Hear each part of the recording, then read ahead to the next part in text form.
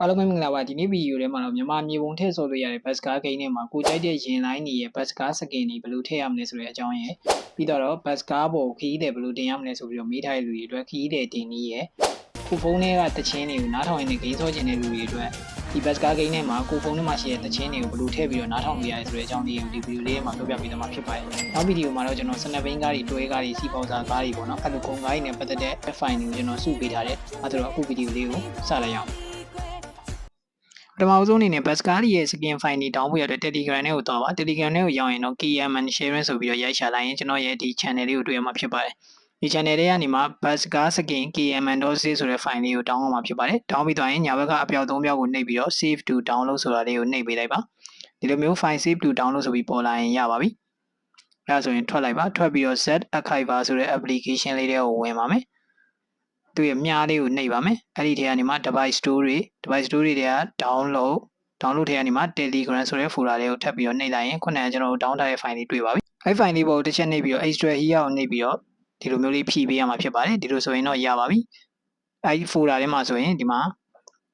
Pascal line နေနဲ့ skin တွေအများကြီးပါပါတယ်ပြီးတော့ရင်ကျွန်တော်တို့ gain ထဲကိုဝင်ပါမယ် gain ထဲကိုရောက်ပြီဆိုရင် gallery ဆိုတာကိုထပ်ပြီးတော့နှိပ်လိုက်ပါမယ်ပြီးတော့ရင်ပကြီးဆွဲတဲ့ပုံလေးကိုနှိပ်လိုက်ပါနှိပ်ပြီးတော့ရင်ဘယ်ဘက်မှာရှိတဲ့ browse library ဆိုတာကိုထပ်နှိပ်ပြီးတော့ device gallery ဆိုတဲ့ထဲကိုထပ်ဝင်လိုက်ပါပြီးတော့ကျွန်တော်တို့ခုနက down ခဲ့တဲ့ folder တွေကိုရောက်အောင်သွားပါအဲ့ထဲမှာကြိုက်တဲ့ skin တစ်ခုပေါ်ကိုနှိပ်လိုက်ပါ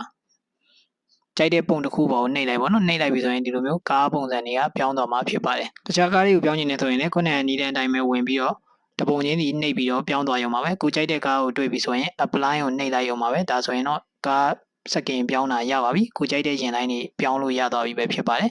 နောက်ရမှာတော့ဒီလိုရင်လိုင်းတွေကိုကိုယ်တိုင်ပုံထုတ်ပြီးတော့ဘယ်လိုကတ်လို့ရလဲဆိုတဲ့အကြောင်းလေးကိုထပ်ပြီးတော့ sharing လုပ်ပေးပါမယ်ဒီမှာတော့ကျွန်တော်စုပေးထားတဲ့ရင်လိုင်းတွေအစီး80လောက်တော့ရှိမှတင်တယ်နော်ကိုကြိုက်တဲ့ပုံကတ်ပြီးတော့မောင်းလို့ရပါပြီနောက်ထပ်ကတော့ခီးတဲ့တင်ပြီးမောင်းကျင်တဲ့ညီကိုတွေအတွက်ဒီ carrier mode ဆိုတာလေးကိုနှိပ်လိုက်ပါ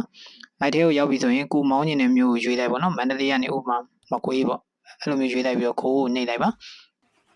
နှိပ်ပြီးတော့ရင်တော့ကျွန်တော်တို့ဒီမှာရှေ့မှာမောင်းတော့လိုက်ပါတော့အဲ့မှာအစိမ်းခွက်လေးရှိရနော်အဲ့အစိမ်းခွက်လေးတွေရောက်အောင်မောင်းတော့ပေးရမှာဖြစ်ပါတယ်ဒါပါပဲ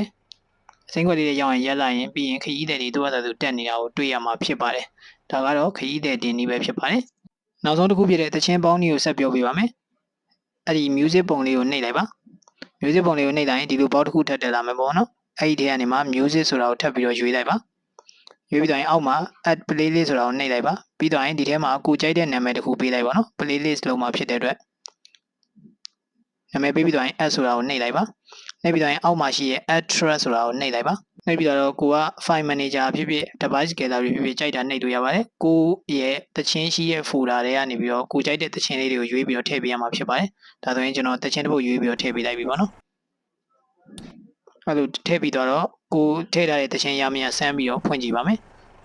ဖွင့်တဲ့နေရာမှာလည်းကျွန်တော်တို့ဒီမှာ radio ဖြစ်နေလို့မရပါဘူးဒီလိုမျိုး music ပုံလေးကိုတစ်ချက်နှိပ်ပြီးတော့မှ play ကြည့်လိုက်ပါအဲ့ဆိုရင်တော့ကျွန်တော်တို့ခုနကတော့ထည့်ထားတဲ့ playlist တွေကတခြင်းလေးတွေစပြီးတော့ကြားနေရပြီဖြစ်ပါတယ်ဒါဆိုရင်တော့အားလုံးပဲအဆင်ပြေမယ်လို့ပြောနေပါတယ်နောက်ဗီဒီယိုမှာပြန်တွေ့ပါမယ် bye bye